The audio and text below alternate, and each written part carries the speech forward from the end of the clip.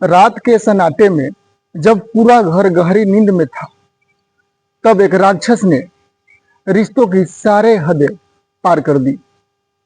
घर की इज्जत कहलाने वाली भाभी अपने ही देवर की हवस का शिकार बनते बनते बाल बाल बची। जिस देवर को भाई जैसा माना, जिसने साथ में बचपन बिताया, वही बन गया उसकी रातों के नींद उड़ाने वाली भेड़िया। हापुड़ के पिलखुआ में जो हुआ वो कुछ किसी सस्पेंस फिल्म से कम नहीं, लेकिन फर्क सिर्फ इतना है, ये कहानी रील नहीं बल्कि रियल है दोस्तों। तो शांति से हमारी कहानी को शुरू से लेकर अंत तक जरूर देखिएगा। साथियों, पिलखुआ का एक छोटा सा गांव जहां हर कोई एक दूसरे को नाम से जानता है। यहाँ का माहौल बड़ा पारिवारिक है और इसी माहौल में रहती थी नंदिता। उम्र लगभग था 26 साल। सुंदर, सुलझी हुई और शांत स्वभाव की महिला। नंदिता की शादी को लगभग 4 साल हो चुके थे। पति मनोज, जो दिल्ली में प्राइवेट जॉब करता था और महीने में 2 बार घर आता था। उनके पास सास और ससुर नहीं थे।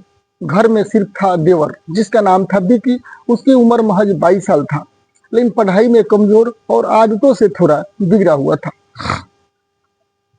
दोस्तों, देवर का जब अपने भाभी पर दिल आता है तो उसका बर्ताव कुछ इस प्रकार से बदलता है। शुरुआत में तो दोस्तों सब समान था, लेकिन पिछले कुछ महीनों में विकी की नजरें धीरे धीरे बदलने लगी थी। छोटी छोटी बातों में भी भाभी से छेड़खानी, घूरना और जबरदस्ती घर में रहने की कोशिश करना नंदिता को एक अजीब लगता था। लेकिन उसने सोचा शायद उसे गलतफहमी हो रही है। लेकिन एक रात ने सब कुछ पर्दाफाश कर दिया, सब कुछ साफ कर दिया। उस काली रात का जो कहानी है। रात के 12 बज रहे थे, गर्मी का मौसम था और नंदिता अपने कमरे में अकेली सो रही थी, क्योंकि उसका पति दिल्ली में जॉब करता था। दरवाजा अंदर से बंद नहीं किया था, क्योंकि देवर उसी घर में था और भरोसा भी था अपने देवर पे। लेकिन तभी धीरे धीरे एक साया कमरे में दाखिल होता है, दबे पांव, जैसे किसी शिकारी की चाल हो। नंदिता को कुछ आहट हुई, लेकिन जब आंखें खुली तो देखा विकी उसके ऊपर, शरीर के ऊपर झुका हुआ था। बोल रहा है, भाभी मुझसे रहा नहीं जाता, आप बहुत सुंदर हो, बस एक बार। ऐसे कहते हुए विकी ने जबरदस्ती करने की कोशिश करता है अपने भाभी के साथ। नंदिता ने पूरे जोर से चिल्लाती है, खुद को बचाने की कोशिश करती है और धक्का देकर उसे पीछे हटाता है। उसकी भाभी बोल रही है कि तू मेरे लिए मर चुका है विकी, रिश्ता नहीं समझा, तुझे शर्म नहीं आई, तेरे भाई पे रहम नहीं आया।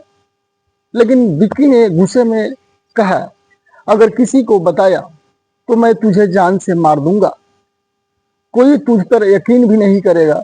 और यहाँ से विकी भाग गया बोल करके। बेचारी की नंदिता की समाज का डर की चुप्पी ये बर्दाश्त नहीं हुई। नंदिता बुरी तरीके से पूरी डरी सहमी थी। कई दिनों तक किसी को कुछ नहीं बताया, पर अंदर ही अंदर वो घुटती रही। देवर की आंखें अब भी और बेहया से ताकने लग गया। वो समझ चुकी थी, अगर अब भी चुप रही तो अगली बार शायद वो खुद को नहीं बचा पाएगी। लास्ट में क्या हुआ, थाने में जाकर के शिकायत करती है। पड़ोसी का प्रक्रिया अलग अलग होती है। आखिर नंदिता ने साहस जुटाया और पिलखुआ कोतवाली में जाकर FIR दर्ज करवा देता है। ये सारी कहानी सुनने के बाद थाना इंचार्ज ने तुरंत एक्शन लेता है और विकी के खिलाफ छेड़छाड़, जबरदस्ती घुसपैठ और जान से मारने की धमकी के तहत मुकदमा दर्ज कर लेता है। गांव में 2 हिस्से बन गए। एक हिस्सा जिसने नंदिता का साथ दिया और दूसरा जिसने कहा देवर भाभी के झगड़े घर के होते हैं, फिर तुम पुलिस क्यों लाई। हालांकि असलियत किसी को पता तो था नहीं, हालांकि नंदिता किसी को बताई भी नहीं। गिरफ्तारी और समाज का जो संदेश था, विक्की को पुलिस ने गिरफ्तार तो किया, लेकिन नंदिता कोर्ट तक गई, गवाही दी और केस को मजबूती से लड़ा। आज वो अपने मायके लौट चुकी है और तलाक ले चुकी है और महिलाओं को हक के लिए काम कर रही है दोस्तों। तो दोस्तों, हर घर में देवर और भाभी का जो रिश्ता होता है, माँ बाप का ही रिश्ता होता है दोस्तों। रिश्तों को इज्जत सबसे बड़ी होती है, लेकिन जब वही रिश्ता दरिंदगी पर उतर जाए तो चुप्पी जुल्म को बढ़ावा देती है। भाभी देवर हो या भाई बहन, किसी भी रिश्ते में अगर जबरदस्ती हो तो वह पाप हो जाता है, यानी कि अपराध, और उसकी सजा जरूर मिलनी चाहिए दोस्तों। दोस्तों, अगर आपको भी लगता है कि नंदिता की हिम्मत दिखाई और इस पूरा साहस से इस केस को आगे बढ़ाया, तो उस नंदिता महिला के लिए वीडियो में एक लाइक आप लोग जरूर कर दीजिए।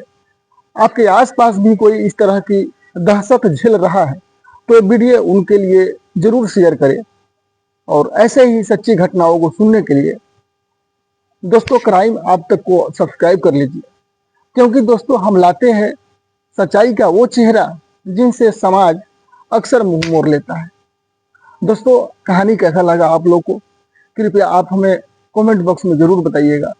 और आप लोग हमारे वीडियो को कहां कहां से देख रहे हैं वो भी एक बार कमेंट में मेंशन कर दीजिएगा। फिर भी मिलते हैं दोस्तों एक और नई सच्ची घटना के साथ नए एपिसोड में रात 8 बजे। जब तक के लिए दोस्तों, जय हिंद, नमस्ते, प्रणाम, धन्यवाद।